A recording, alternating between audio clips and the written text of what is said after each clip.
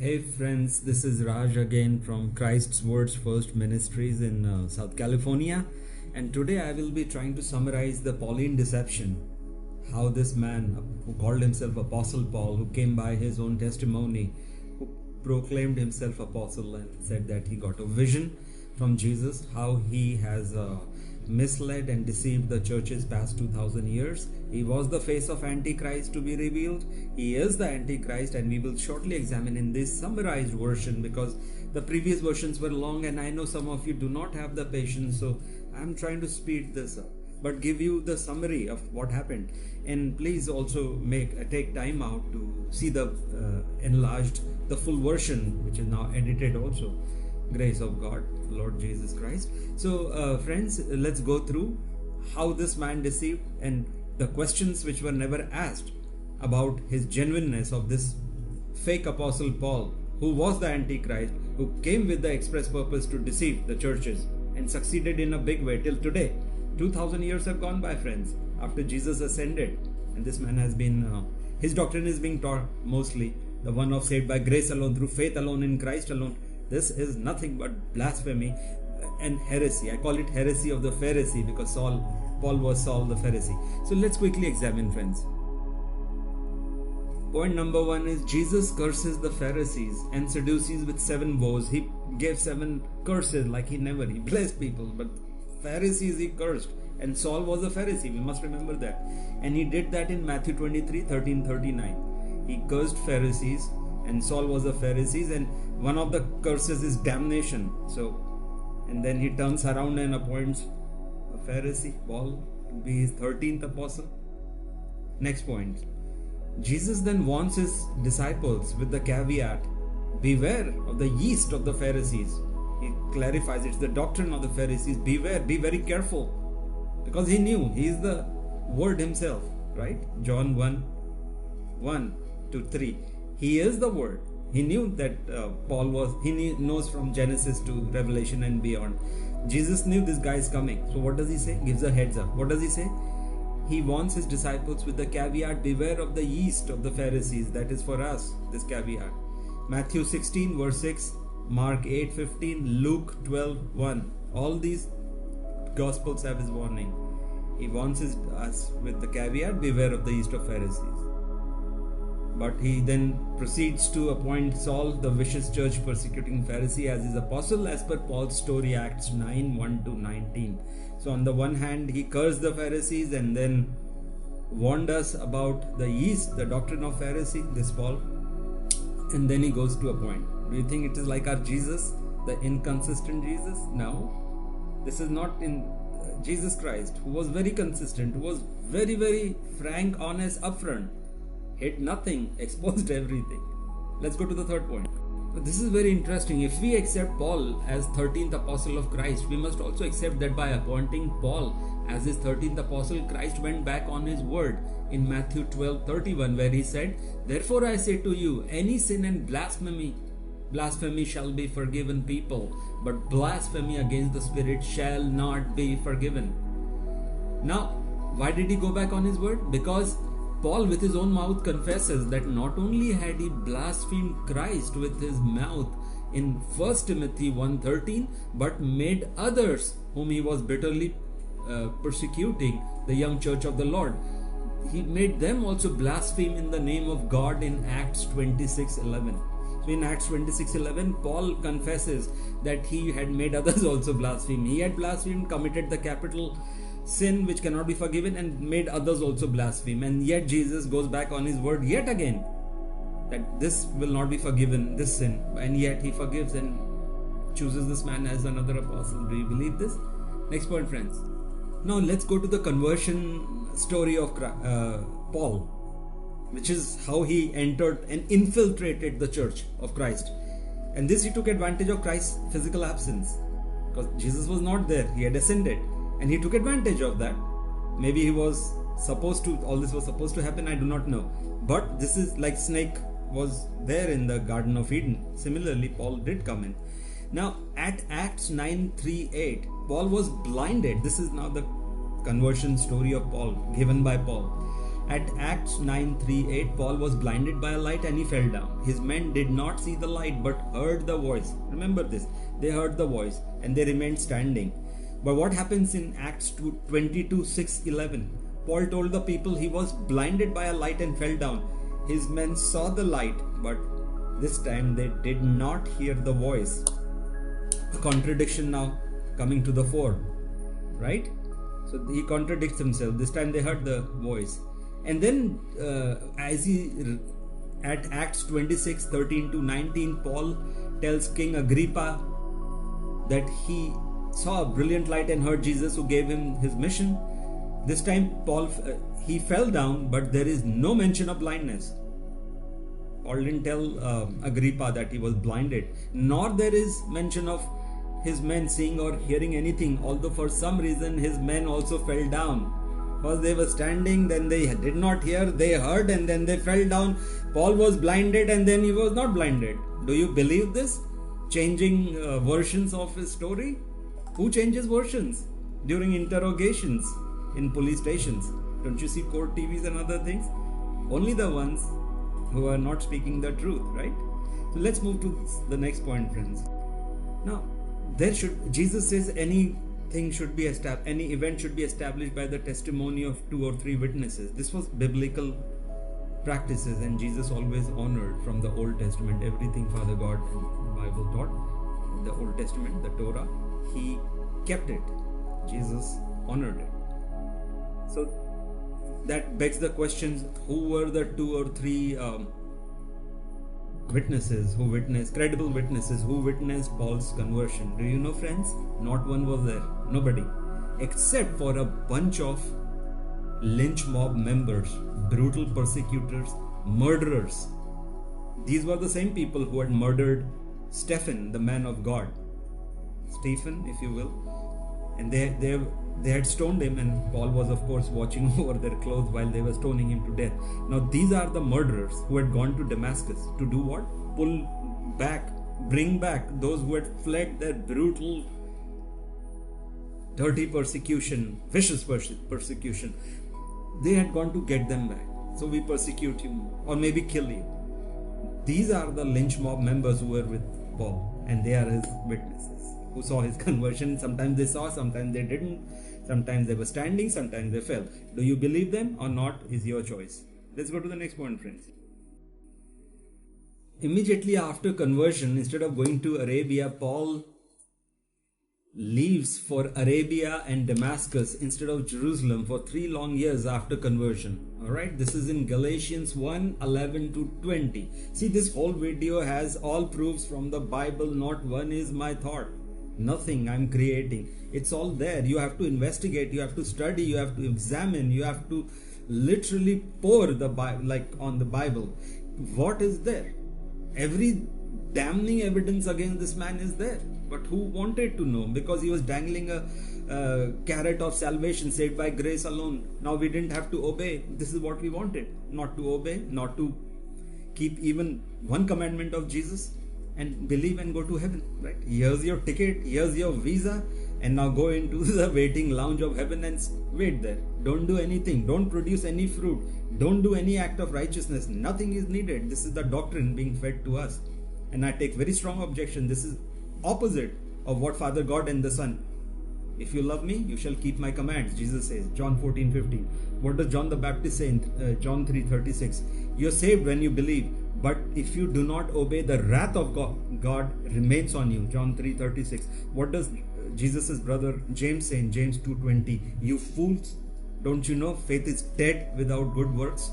So guys, these are things we have to wake up and start reading the words of Jesus Christ, the red lettered words which are not being taught. Alright guys, don't want to digress more. Let's go and see the remaining parts of Paul. There were no, again repeating, there were no credible witnesses, nothing. If you want to take the testimony of these lynch mob murderers, you can. I will not. My apologies, we were at Arabia. So what was, this is in, Paul says in Galatians 1:11-20 that he was for 3 long years in Arabia. He was taken away, whisked away by whom? By Christ, who met him on Christ of Damascus, I call him. Christ of Damascus. He whisked him away to Arabia, away from his beloved apostles who had no clue, nothing. They had no clue that Jesus had taken them, or even appointing a 13th apostle, because 12th was already appointed. Matthias will come to that later. So what was he doing in Arabia? What was he doing one-on-one, hidden from, discreetly, clandestinely, away from all his apostles? What was Jesus doing in Arabia with this man, this brutal, murdering Pharisee? Teaching him one-on-one what? According to Paul, Jesus taught him the doctrine of grace.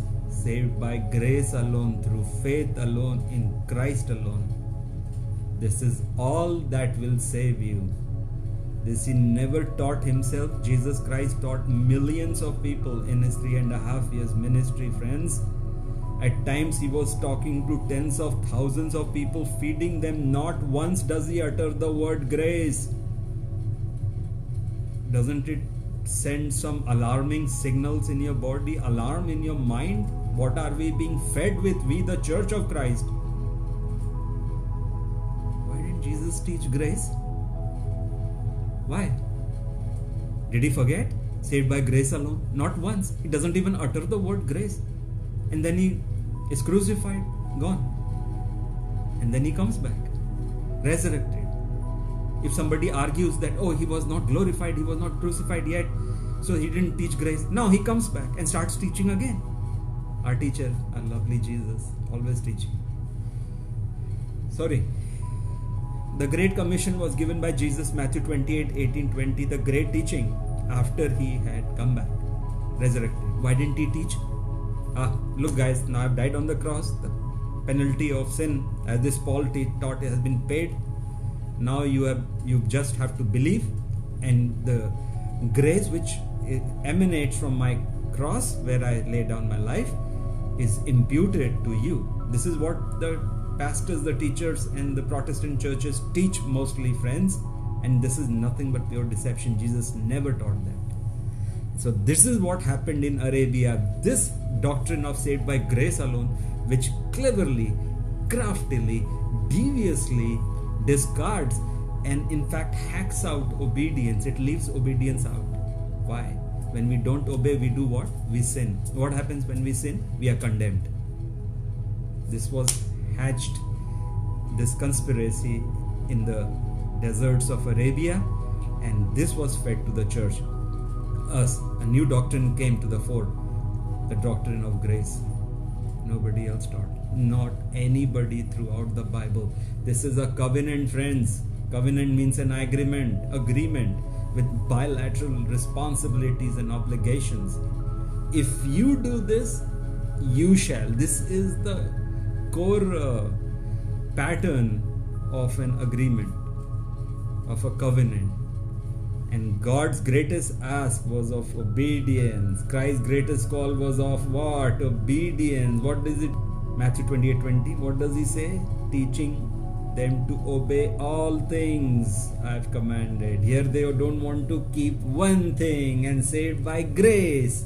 Sorry, I'm coming down heavily now, otherwise nobody will wake up from this stupor, this stupid stupor of saved by grace alone, because it comes from the Antichrist.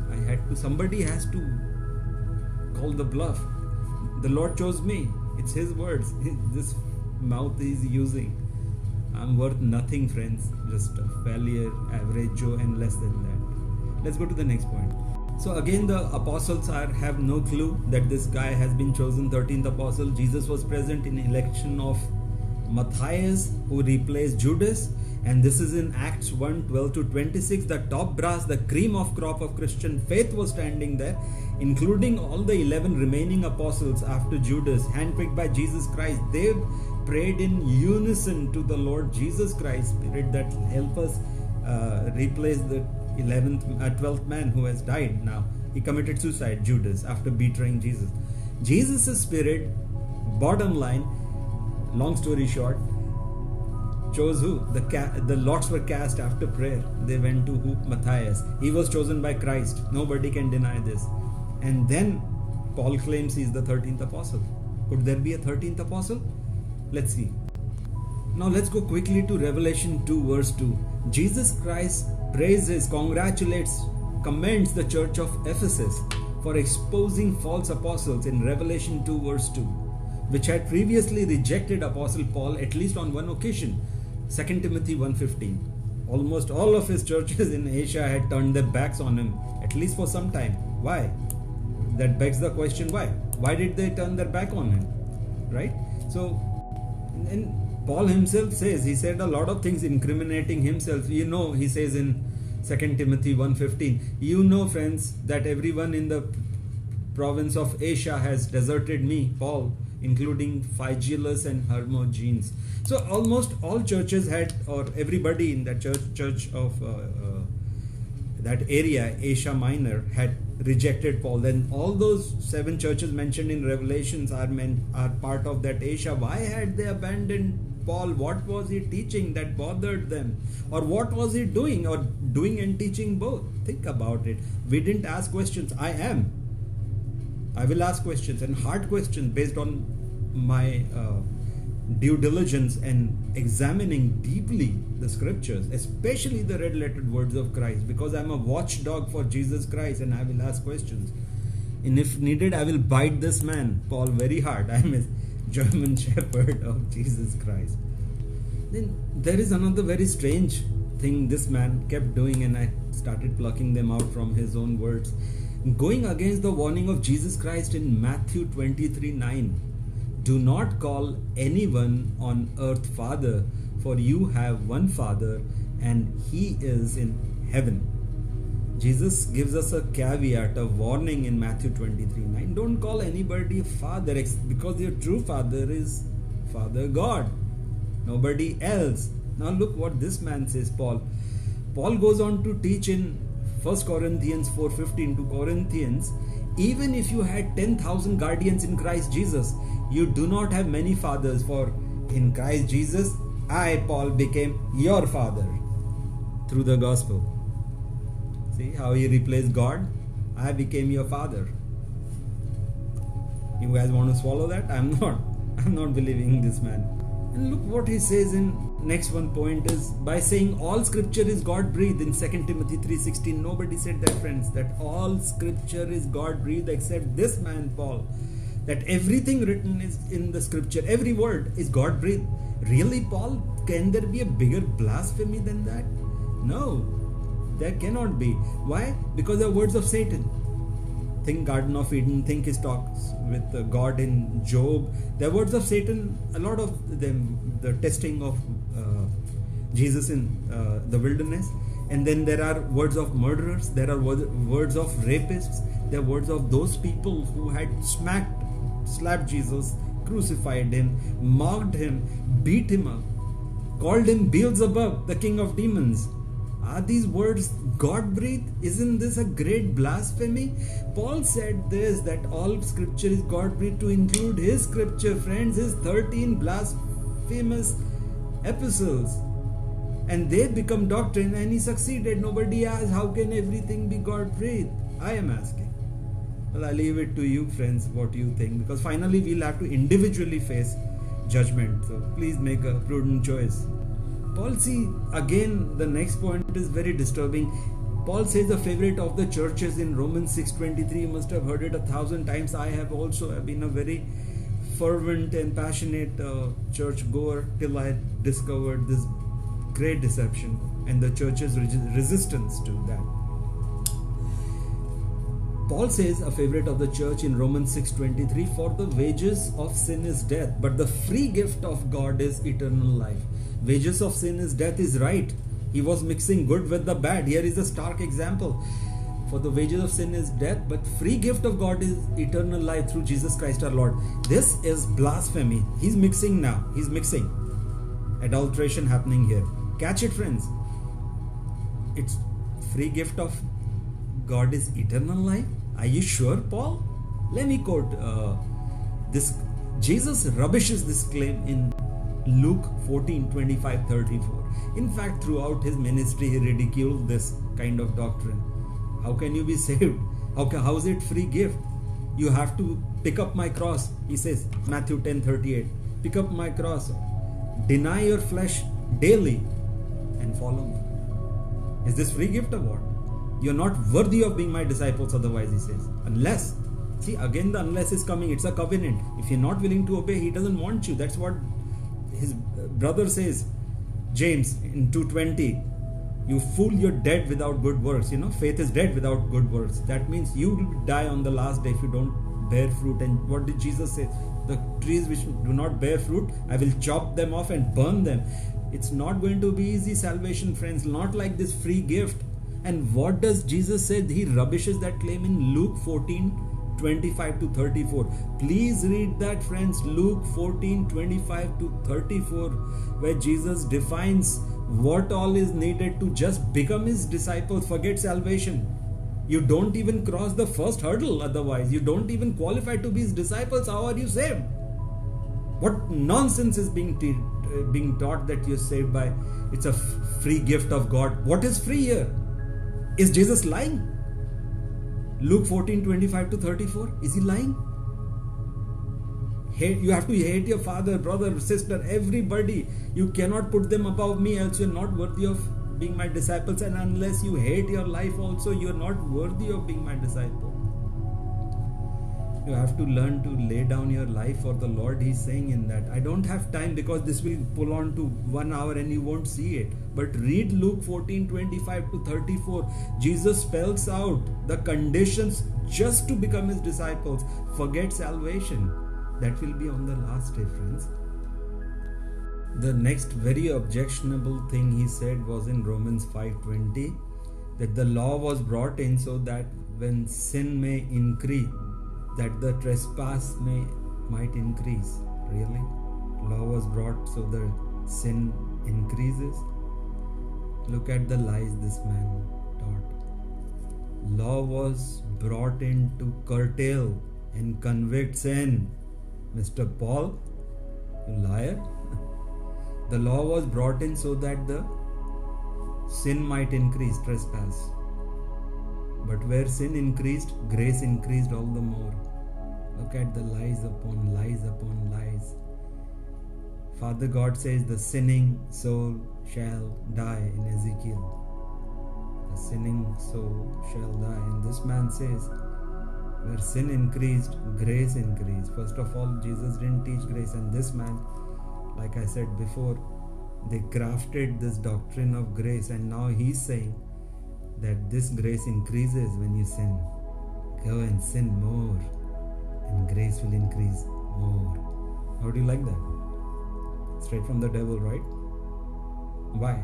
So that we sin happily. Grace will increase when I sin. Do you see? Turning the whole doctrine of Christ upside down. What is the flip side of the doctrine of grace, brothers, sisters? Have you thought of that? You don't have to obey anything Father God taught. You don't have to obey even one thing the prophets taught. And finally, and who we are, Christians, you do not have to keep even one of his commands. So what if Jesus says, if you love me, you shall keep my commands? Oh Lord, I don't love you, but I will still get your heaven because I believed. Now grace applies. This is what Paul taught, and he's also church.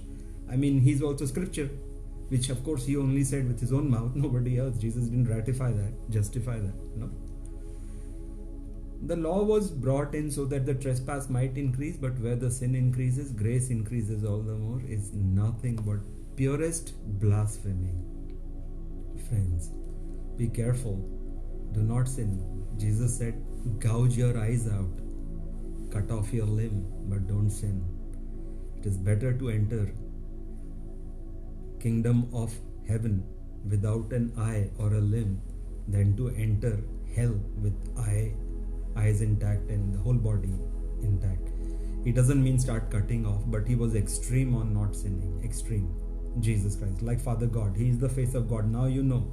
Once you get Paul out, you will see a reflection of God directly. This man, Paul, was like an eclipse, which eclipses, obscures Christ's doctrine. I'm making all this effort for a reason, friends. Because unless I expose this man, you will keep studying Paul, and then you'll say he's scripture. No, he's not. He's antichrist. His scripture is devil's doctrine of deception. The sola fide doctrine is the devil's doctrine of deception. Catch this deception, friends. Don't get deceived no more. What is the solution? Go to the red lettered words of Jesus Christ and read them. They are so precious, so profound. They touch the inner core of your heart, and they'll teach you all things. You don't need this Raj Sahu or anybody. You have the Lord. You have the ultimate authority. He is the Word. He is the face of God. He is God. Go read His red lettered words. What does He say in John? Let me read that. He says in John 13:16, and He says, truly, truly, because of this deception coming, He knew. That's why He's giving a heads up. Connect the dots, friends. Truly, truly, Jesus says, I tell you, no servant is greater than the master, nor is a messenger greater than the one who sent him. Paul cannot exceed Jesus. If there is a clash, always choose Jesus. Friends, go to Jesus. I beg you with my heart and soul, because I love you. And this is what I learned from Jesus to love. His doctrine was Karuna. I have put that again and again. It was not saved by grace alone, saved by Karuna alone. What is Karuna? Karuna is love, acts of loving compassion. Where is it proved? In Matthew 25:31-46. See, that is where Paul was exposed that this doctrine saved by grace alone, through faith alone, in Christ alone, fell flat on its face. On the last day, on the judgment day, Jesus provides a vision. It's not a parable, friends, so be very cautious and careful. And that's Matthew 25:31-46. And there Jesus is sitting in His capacity as the judge. Now He has returned. All this is over. This world is now finished. As it is, the judgment has begun. We know that. Now it culminates with the judgment. We will all be divided. This is a scary scene, and it will happen. Nobody can deny that. It will happen. And we are all made to stand one next to the other. And Jesus starts picking up. Come here, you my sheep, and you my you goats on my left. So the ones on the right were the sheep, and who were they? Who were picked up for His heaven? Who were saved? These were the Christians, or the people who had acts of loving compassion. Even those who were not Christians were saved, but they had loving compassion in their hearts, and they had practiced it. They had acts. That's what Jesus is teaching. That is what Jesus is. That is the metric He used, the criteria He used to select or reject was loving compassion, acts of loving compassion. We call that word Karuna. It's in Sanskrit, Hindi version of Bible, mentioned up umpteen, huge number of times. And what does Karuna have? Karuna is a mixture, one word for three words. Remember, take it to your heart, friends. This is what is going to save or damn us on the last day. It means love, compassion, empathy. All are close to each other. We know that. Unconditional love, feeling the pain of others. This is what Jesus' doctrine of salvation was, friends. What does He say? This man, again, the next thing is, before I end this episode, this vital episode, recorded for you, friends, this man killed God's law. So one of the dirtiest attacks he made on Christian faith. He said, you're not under law, you're now under grace, right? Let me read it. In Romans 6:14 and in many other places, Paul hammers this point home. The grace, the doctrine of grace he had crafted with the devil, who was his true Christ of Damascus in Arabia. Now you know the story. The doctrine of grace was crafted out there. He used that and says, for sin shall no longer be a master, because you are not under the law but under grace. So he says the law is dead, it's gone, it's finished. And he repeats that many times. Go to your churches, friends, to Protestant churches. They'll say you're not under law because you cannot keep the law, but you're under grace, and which is by saved by faith. And you're saved by faith. This is nothing but blasphemy, friends. Quickly, I'll tell you. Jesus says that, refutes that, rejects this thought completely. The law of God cannot go, friends. Remember, take this to your heart. I cannot go into the depths of this, but Deuteronomy 9:10, God says that Father God is saying, I have written the law with my fingers on the tablets He gave to Moses of stone. He wrote with His finger that law. And what does He say in Jeremiah? I'm connecting the dots for you, friends. Jeremiah 31:33 very clearly says that in the last days, in those days, not the last, in those days, I shall put my law written by my finger, on the minds and hearts of people. Do you know that, friends? You and I are carrying that law in our minds and in our hearts, and it cannot go anywhere. It is written by the finger of God. And he says, proceeds to say, they shall be my people and I shall be their God. Hebrews 10:16 references this, lest you think it applied to the old. Then why is Hebrews 10:16, the writer is referencing that? Because it is there. Nobody can take it away. That law is in our minds and hearts. It was transferred from the tablets of stone I'm explaining to you, which Moses gave to Israelites, has been transferred, that law on your minds and hearts. Jeremiah 31:33, Hebrews 10:16. Who can take it out from there? Nobody, right? But Jesus taught us how to obey the entire law and the teachings of the prophet. How did he teach it? He didn't say saved by grace alone, believe and go to heaven. No. Neither did he say the law is dead. On the contrary, he comes down very heavily on that. Let's read that. Matthew 5:17, verse 18. Jesus says very clearly, do not think that I have come to abolish the law or the prophets. I have not come to abolish them, but to fulfill them. It come to fulfill the law and the teachings of the prophets. And then he says, gives a huge caveat in 5:18 Matthew. For truly I tell you, until the heaven and earth disappear, not the smallest letter, not the least stroke of a pen will by any means disappear from the law until everything is accomplished. What Jesus is saying is, Father God's law is here to stay forever and ever, eternally. The whole universe can crash and burn, but the littlest part of the law just cannot leave or go anywhere. We can go, die and perish. The law doesn't go, friends. The way to, now that you know that the law is here at this second, alive and will always be throughout the universe, there is a way to fulfill that, and Jesus taught us how to fulfill that. This is where he's saying it cannot go, and now he teaches us how to fulfill. See, it was beautiful, but his doctrine was not taught. He says that and he repeats that. So keep this to your heart, friends. This is how you fulfill the entire demand of the obedience of the law, is met through this one word. Love. Jesus replied, Matthew 22:37-40, friends. Love the Lord your God with all your heart, with all your soul, and with all your mind. This is the first and the greatest commandment of Jesus Christ. He says that this is my greatest commandment. Why? He wanted to save you, and this was the way out. By doing this, you obey the law. Love the Lord your God with all your heart, with all your might, and with all your soul.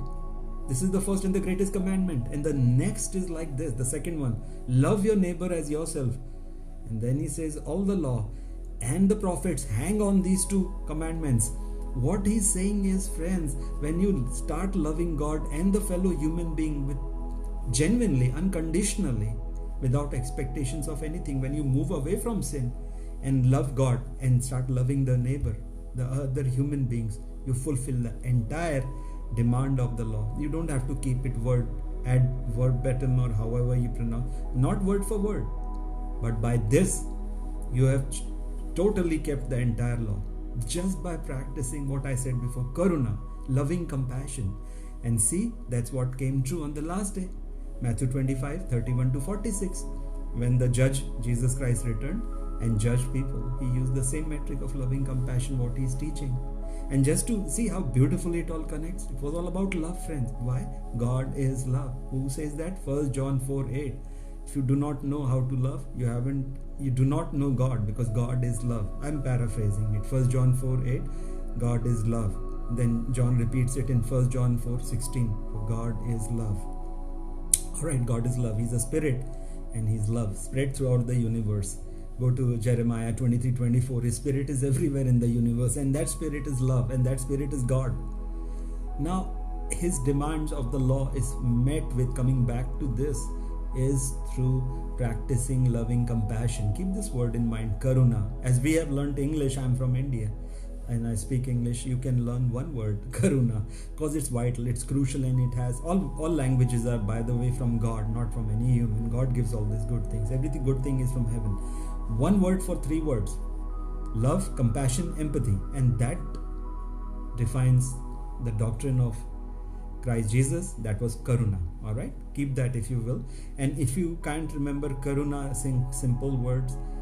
And by the way, karuna sounds like corona virus, and that corona virus came in the absence of karuna. The judgment has been initiated, the Lord tells me. Now, karuna means love, compassion, empathy. Keep that in mind if you can. Then keep the word loving compassion in your hearts. That is what Jesus is looking for. That is his gold. As we humans crave for gold, God searches for karuna. Does this guy have? Does that lady have?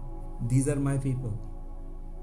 That is the metric he used, and he will use, because his words cannot, he says, my words cannot disappear. Universe can go, my words cannot go. He will use the metric of karuna on the last day, friends. See, not only this video episode is helping you understand the deception, but also giving you now a clear understanding what will save and what will not. In the absence of karuna, all this grace and belief and faith will be washed away. How was the Good Samaritan saved, friends? He didn't have any relationship with Jesus Christ, and Jesus lifted him up high in the sky like a beacon. Why?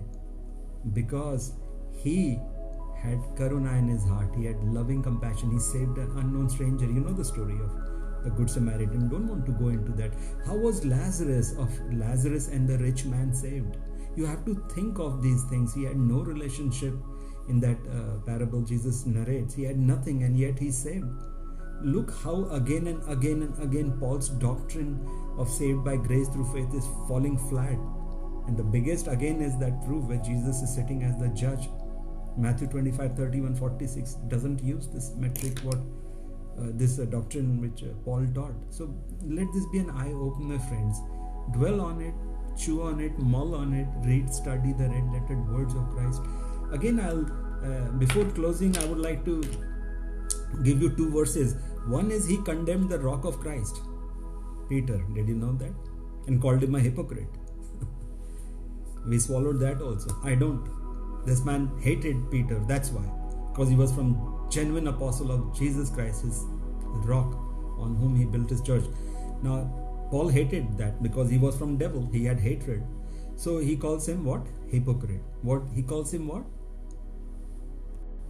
Yeah, it's in Galatians 2 verse 11-13 where he says, when Peter came to Antioch, Paul opposed Peter to his face, and he stood condemned. You will condemn the rock of Jesus Christ, right, Paul? No, you don't. And then he proceeds to call him a hypocrite in the same passage in Galatians 2 11-13. At 13 he calls him a hypocrite. So he condemns him on the one hand, condemns the rock of Jesus Christ, Peter, and then calls him a hypocrite. No, I'm not accepting that. But friends, every evil is finally exposed by the Lord.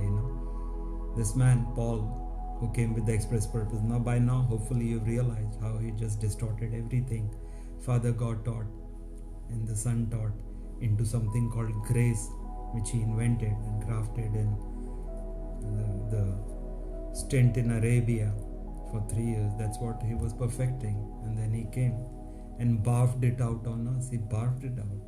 This evil doctrine of deception, saved by grace alone. No, you're saved through karuna.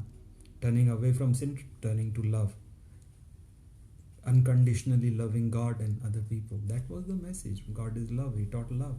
The purpose of Bible, you won't understand, friends, from the teachers. Sorry to say that, but they won't teach you this. But I'll teach you, because I got it from the Lord Jesus. It was love. Hopefully you got that. Now, this is the crowning glory, shall we say, of this false apostle. Paul, what does he say? He confesses who he is. That's in 2 Corinthians 12 verse 16. Henry, write it on and very bold. This is what he says, Paul. But be that as it may, I did not burden you with myself. Nevertheless, crafty fellow that I am, I took you in by deception. This is what Paul is saying. Be that as it may, I did not burden you with myself. Nevertheless, crafty fellow that I am, I took you in by deception. Here comes out the truth of this false apostle, that he's crafty. Who's crafty? Who's a deceiver? This man was the face of Antichrist. Here he's revealing that. What does Jesus say? Let your yes be a yes, no be a no. For everything else comes from what? The evil one. There you go. There is no excuse for saying this except one, that he was confessing. And we were supposed to pick this up. Because on the last day, if we said, Lord, we didn't know Paul was not from you, we had no clue.